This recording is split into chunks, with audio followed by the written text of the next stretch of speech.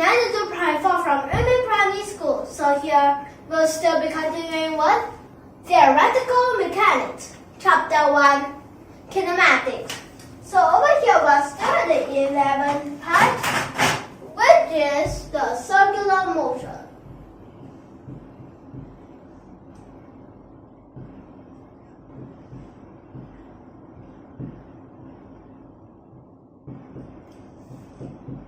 So for the circular motion, in the past, we've learned about, for example, over here it's this part, and in this particle, and to the center it goes, but we just forget this part, there's no mass. It just basically is just moving round and round, although, of course, this distance needs to be the same.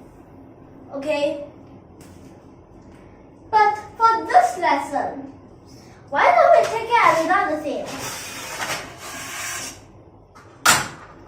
Take it as this, a rod. So for this time is the center, and then it's this whole rod moving round and round, the circular motion. So over here, let's continue. So for this part, let's first start if it's just a particle. So there's the center, R1, since it's just the first one, and then M1. So what do we call it? So basically it's M1 R1 squared. So there's this whole thing for the particle. But what if I add one more? It will still be the same, right? So it becomes adding M2 R2 square, and then so on and so forth. But wait, I got one thing very obvious, which is that see this very big difference? Definitely is discrete, because that it is not continuous. It is not continuous. It's so over here, but wait, what do we call it? What? So we call it I. But what is I? What is it? So I is the moment of inertia. But what's the moment of inertia? The moment of inertia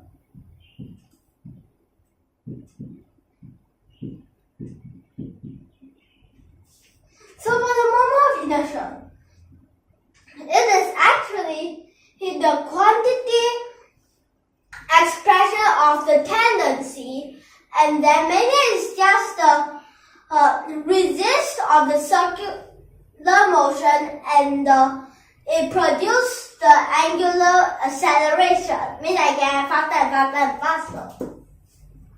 And then this part, wait, what's so different about rotation? No speed. Rotation, for the rotational and the transition, and so for the transitional motion, for the transitional motion, it is actually just focusing about the mass. But what about the rotational motion?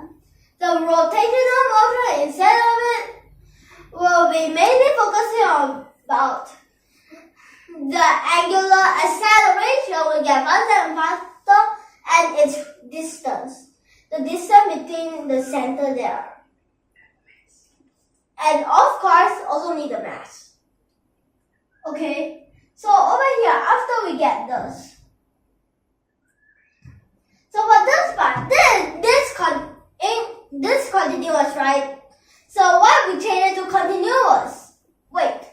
But for the discontinuous, we definitely cannot use integration, because integration is only for continuous ones. Anyways, since this is 1, 2, 3 like this, so we can also use the sigma notation.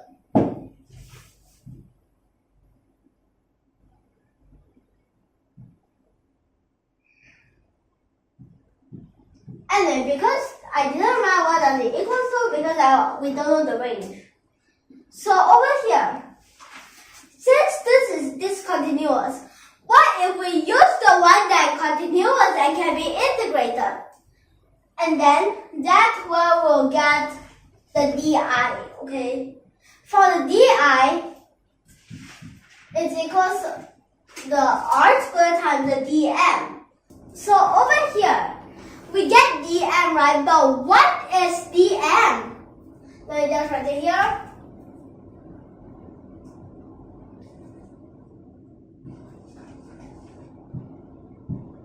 There are three cases. One case, of course, one dimension. The second case, of course, 2 dimensions, and that's 3 dimensions. But what's for the third dimension? So over here, this will be rho dv. This is the rho, okay? And every time we'll use a different symbol in front to represent it every time. So that's why the different symbols actually mean different. So over here, the second one. Actually, basically the mass is just the mass density times this, okay? Therefore, the second one, what is it? Is it delta or is it sigma? Don't get them confused, okay? I'm talking of 6 is sigma. And don't confuse sigma with delta. So then that's how it works. So sigma is more like this. Delta, more like a note. The musical notes, but it's not. It's this sigma, this is the delta. So basically it's sigma d a, the a. So it becomes like this. Then after that, what's the last one? Okay, you might not heard it before, but actually it's the alta. So for the alta, it's you can use any letter to represent L also can, because it's linear. So for this, it's a bit weird, but actually it's basically just the N, and then this part becomes long. Okay, so this is the eta.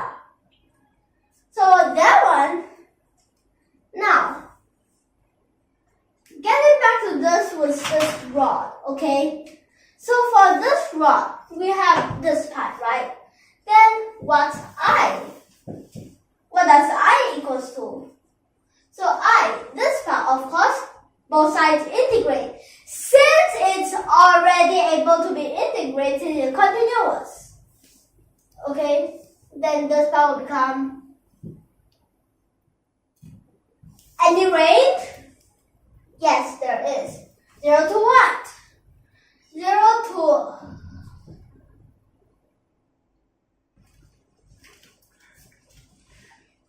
wait, it's M. 0 to M, okay? So for like this, it will become, this R squared got nothing to do with it. So it becomes, here you just have an M. So basically just mr squared. So over here in this case, it's just either the moment of inertia for just one small particle, or else it's a ring whereas you have the same radius, the distance is the same, and then the mass is also the same. But what we really wanted now is not this, it's the rod, this whole thing. But over here, we just take it as there's a string there. But in order to have it the same distance, but we just take it as, we just ignore it. We don't even care about it. And then we just take it as it is massless. But it will say it's a rod instead of this. Then of course, you couldn't ignore the mass of this. You would care about it. And then instead of massless, this is massive. Okay? So over here, let me just erase this. to get back to this rod instead of just a dot. So over here, first part, so di equals to r squared dm. But wait, over here, dm, which one does it equal to? Of course, since it's a rod, 1d, so it's eta dr, eta the mass density, dr the length. But the dr, since it needs to be as small as possible, so let's just take this as an example. So for this, it's very small, and then this again is smaller and smaller, since it's a dr, which means that it has to be approaches to the zero, an infinitesimal, okay? Getting smaller and smaller. But wait, what does eta equals to? Eta is equal to m over r, the mass over the length. Oh wait, be careful. Does it mean that every time if it's a rod, means that eta is equal to m over r? Wrong, cause it must be uniform, cannot be like this side very thin and this side very big. Something, it cannot be like this kind, which is this quite small, this one quite big. Alright, I'll just take a pencil as an example. The tip very small, then you cannot already. It must be scattered uniformly, okay? And then after that, over this, since this is perfectly, it's uniformly scattered, so dm is equals to m over r dr. So di equals to r squared m over r dr. Then what does I equals to? I will equals to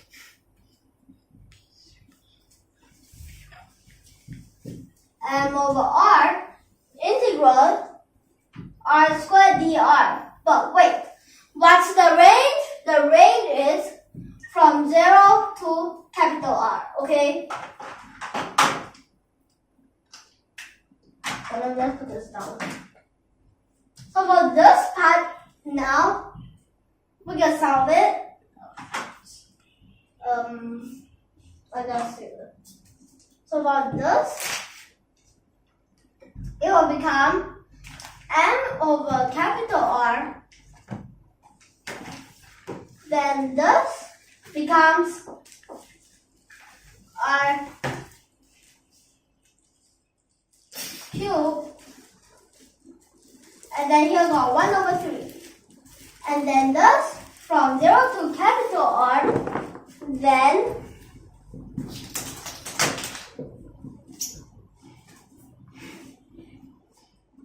so over here, this part, when we sub it in, it will become 1/3 m capital R squared. So this is what we get. Oh wait, hadn't you noticed it's quite similar? It's just that over here you have an extra 1 over 3 and then just small mr, and then this part is the capital MR, just cap lock. The cap lock and yeah, plus the 1 over 3. So now we'll end here. Next time we'll continue. If you like our videos, don't forget to subscribe to our channel. Tune in for more. If you like our video, don't forget to hit the like button too. Last but not least, thank you for your watching.